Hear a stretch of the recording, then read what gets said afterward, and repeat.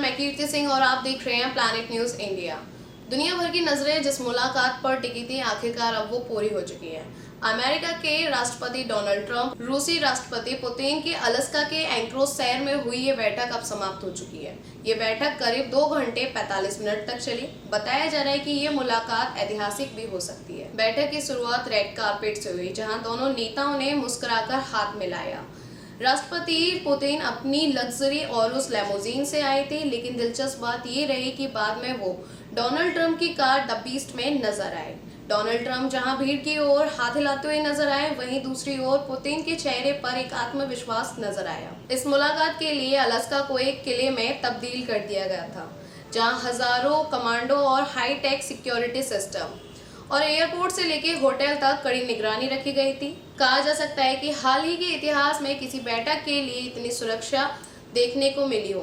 अब बात करते हैं इस मीटिंग के सबसे अहम हिस्से की, जहां दोनों राष्ट्रपतियों ने लगभग 3 घंटे तक यूक्रेन और रूस के युद्ध विराम पर चर्चा की।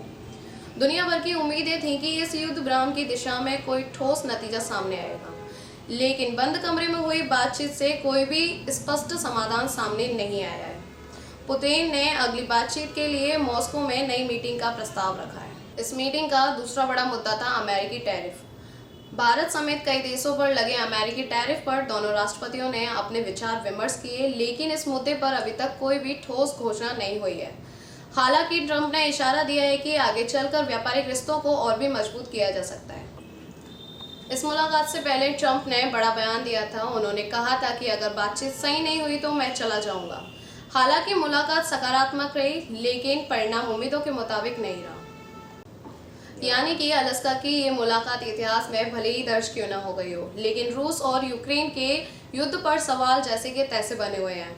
अब दुनिया इंतजार कर रही है अगली बैठक का, जो मॉस्को में होने की संभावना है। क्या वहां कोई शांति का रास्ता निकलेगा या फिर दुनिया को और भी इंतजार करना पड़ेगा? फिलहाल पूरी दुनिया इंतजार कर रही है इस महामुलाकात के दूसरे अध्याय का।